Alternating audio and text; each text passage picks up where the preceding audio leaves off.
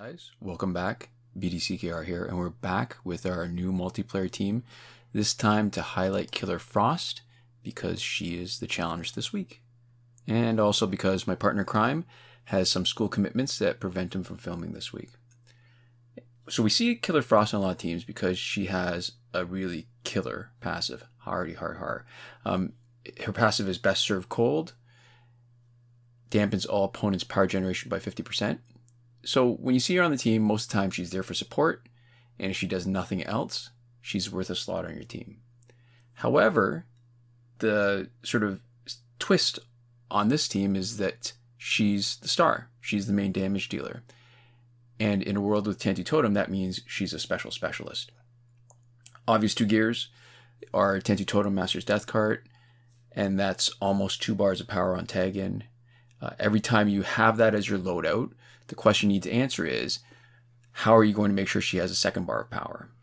And one option is to, so just a note, Killing Joke Joker in first slot, because one of our gears is going to be Necron Scythe, and we'll talk about that later, we can go ahead and knock him out and rely on the revive to deal with at least one of her teammates coming in with 3 bars of power and potentially having a super.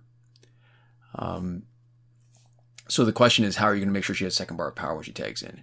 And one option is to use her 3rd slot to give her power generating gear. That means that each hit with Master's Death Cart generates more power to get you to the 2nd bar. In this particular case, we didn't go with that because your special 2 freezes, and the freeze happens midway through her special 2. And it'd be nice to take advantage of Necron Scythe and the ability to increase damage on a frozen opponent. So 200 boosted damage sounds great, and it is really good, but because a decent amount of her damage from the special 2 happens before she freezes her opponent, you don't get nearly as big a boost as, say, Batgirl or BomboBen get from using it against stunned opponents. Now, the added bonus, though, is that the frozen boosted damage is almost always unblocked because the freezing part of her special 2 is unblockable. And when I say almost is because what you see is that she can do so much damage that sometimes the freezing happens on the person she knocks out, opponent tags in, and the next opponent eats the rest of the special, but they happen not to be frozen. And if the fight goes like this one, or the first fight, nothing needs to happen. To make sure that she gets her 2nd bar of power, we've got Wonder Woman 600 as a teammate. It almost doesn't matter how she's geared, but in this case she's got her Amazonian Sword and Shield, Astral Harness, and Charged Disc just to make her a better tank. And we don't really need to do much with her most fights. Hawkgirl is there for her passive to let us tag in and out faster. The main vulnerability with any Tantu Totem team is that your damage dealer gets knocked out.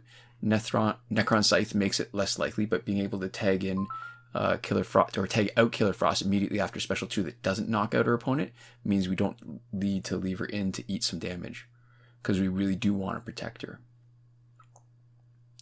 And let's see. Hawkgirl, we've geared her with Claw of Horse and Enchantress Companion gear so that if you need her to strip gears off the last man standing on the opponent's team, she can. And the 3rd gear in this case is her mace. There's no real plan for it. Razzlegoose Scimitar might be a bit better to get you to her 2nd bar of power because 2 bars of power will strip off is enough to usually strip off all the opponent's gears. And you might notice that this team is all maxed out at Elite 7 level 50, and the first fight only gave us 450 battle points. You can tell that by the experience that we got, which was less than the 12,000, it was 10,000 something. And you'll see that at the end of the fight, at the end of the ladder, where the amount of total battle points is not great. So just a note about this fight, because Killer Frost didn't finish off Nightwing, it was nice to be able to tag her out really quick because of Hawkgirl's passive, and it might have even been better because Batman Ninja Batman tagged in without his passive reducing his damage because all his teammates were there. This fight is going to be interesting because John Stewart Green Lantern makes it more likely that we won't knock out Jessica Cruz with our first special 2. And Raven can be really dangerous on a team where all our offensive potential is in one character. So we got lucky there with Jessica Cruz. But there's a good chance we're going to trigger Raven's passive, lose a bunch of health on our main damage dealer. So we trigger her passive, but we tagged her out real quick. Hawkgirl's passive saved us again. And now that her Killer Frost health is... Oh, I was going to say Killer Frost health is low. Maybe we won't trigger the health swap again, but we did. Now we got to get her out. Saved her again, because even a punch would have been enough to knock her out. So we're not getting max battle points. If you want this team to do that, you're either going to need to break through one of them to give them an extra promotion, or maybe augment their health or damage. These 3 team members have all had their crit chance and crit boost. Crit chance and crit boost damage, crit damage maxed out, but none in their attack and health, which would be enough if you did a little bit of that to give you max battle points for your opponents.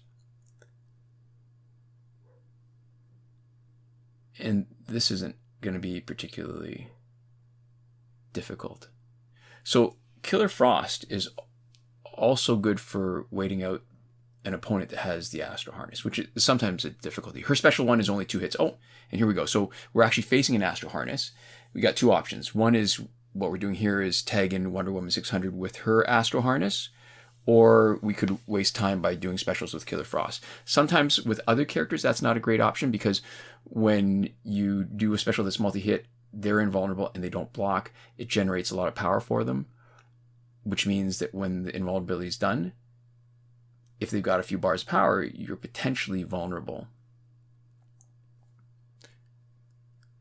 Yeah, a good example of that would be Deathstroke on our Flashpoint team. Great special one. Lots of splash damage if you use League of Assassins knives. And really powerful with the Flashpoint team boost to his passive, so that it does a few extra hits at the end.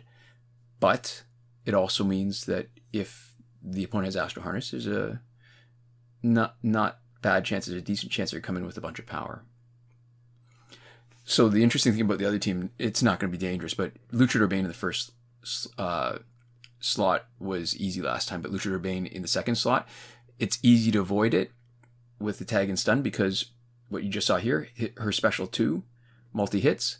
During the hits, she's invulnerable to stun, so not a problem at all.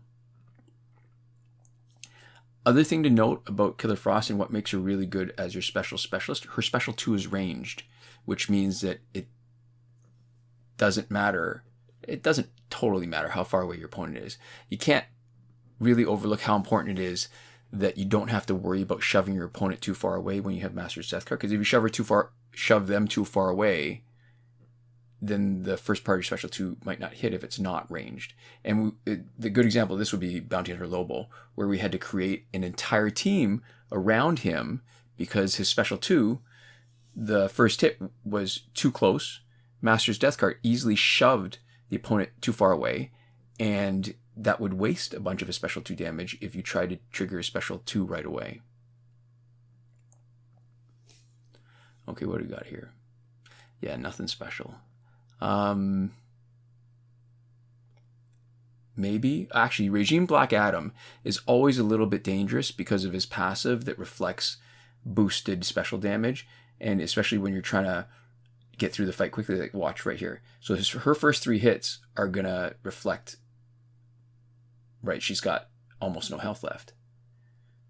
So the cool thing is Joker's tagging in. He's not really dangerous. He's got no bars of power. We can just leave her in and finish him off.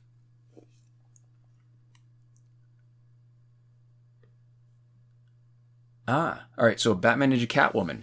She's dangerous, but you'll notice she doesn't have any Batman Ninja teammates to save her, so she's easy to take care of in the first slot. Shazam is interesting because he's invulnerable, so it becomes more important to have a tank like Wonder Woman 600 to wait out his invulnerability if he tags in first after this. And we got lucky. He's not a problem. He will tag in, and because he's got no teammates once he tags in, or at least we'll make sure it's not, because we're using Hawkgirl to make sure that the Shazam can't tag in now. And we're going to take care of him pretty darn quickly. So Wonder Woman 600 tagged in just in case. Shazam launches his special one really quickly, a lot more quickly than I think any other character. So it seems that whenever I'm facing him, we've both got power.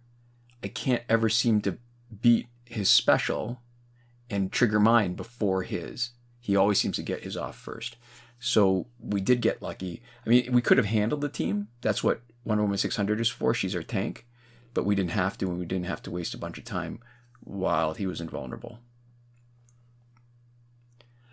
Oh, another interesting thing about Killer Frost is that in her special 2, there's 2 mini games. The first part of the mini game is a swipe one, and the second part is a slider. The swipe one, a lot of work. You'll notice I'm not getting 200% a lot because my fingers are getting thick and arthritic.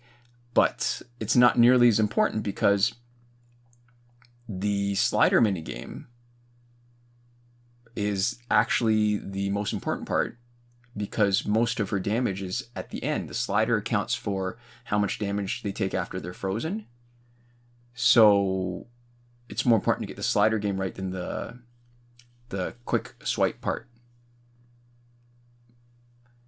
And I think as far as this team goes, you might have some vulnerabilities against entry hazards, like say Arkham Knight, Harley Quinn, and Gaslight Batman. But I think that's true with any team that relies on tagging in to get power and Master's Death Cart to get power, because they both can neutralize that to a certain degree. And I guess there's the same dangers with any team, right? Like if you're facing an Arkham Knight team that has Arkham Knight Batgirl, the real danger is that she will come in and knock out your main damage dealer if you use your main damage dealer to knock out one of Arkham Knight Batgirl's Arkham teammates. So what was cool about this fight was that Hawkgirl's passive, again, shows you what difference it makes. It was, we were able to protect Killer Frost after her special 2 didn't knock out Arkham Origins Batman, and after it didn't knock out Arkham Knight also. Tags out really quickly, avoids taking any damage. Our main damage dealer is protected. Bring in somebody else to eat the damage. Oh, and we just mentioned Arkham Knight Batgirl. So she could have been dangerous because you can also see Arkham Knight Batman there on her team. But since she's in the first slot, we're just going to knock her out. We're not even going to give her a chance for her passive. And if we happen to not knock her out with the special 2, we'll use Hawkgirl, the second part of her passive, to lock her in and make sure she stays, but it doesn't matter.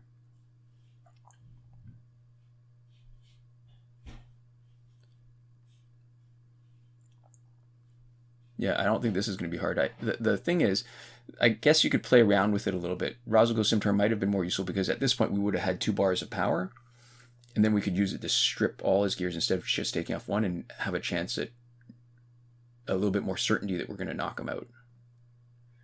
Chances are he's going to tag out now. Yeah. So with Injustice 2 Superman, we're going to want to strip off his shield that protects him from specials. And if we do that successfully, we're going to want to lock him in because we don't want to waste time having to strip his shield again. Shield is gone. Hopefully we knock him out with our special 2, and if we don't, we're going to use Hawkgirl to try to lock him in. Oh, missed. It was only 100%, so we're going to lock him in so we don't have to waste any more time stripping his shield again if he tags out and tags back in.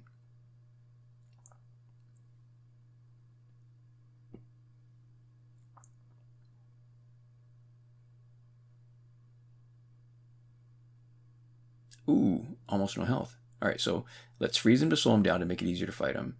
And we'll tag in somebody else to protect her so that when his invulnerability is done, he's toast. That's it. So this is a demonstration of how Killer Frost is not just a good support character, but pretty badass in her own right. This is where we like to thank our patrons on Patreon, and that's a big thank you to BomboBen, Consul Peasant, and Edwoon, supporting us to the highest tier, Last Word, Sinemac, and Mohammed Albshaiti at the Your Message Here tier, Shawn, Farrell, Daniel Simonson, Aaron Maule, Michael DeVries, Brandon C., Irvin Ruiz, and Eddydoo supporting us at the credited level. And Chris Wolff, Scarlet, Dani, Awesomegamer 241, Pavu RS, Gavin, Mallott, and Isfar at the gratitude level. Thank you guys so much for watching. We'll be back next week with a regular Q&A. But until next time, Komoda.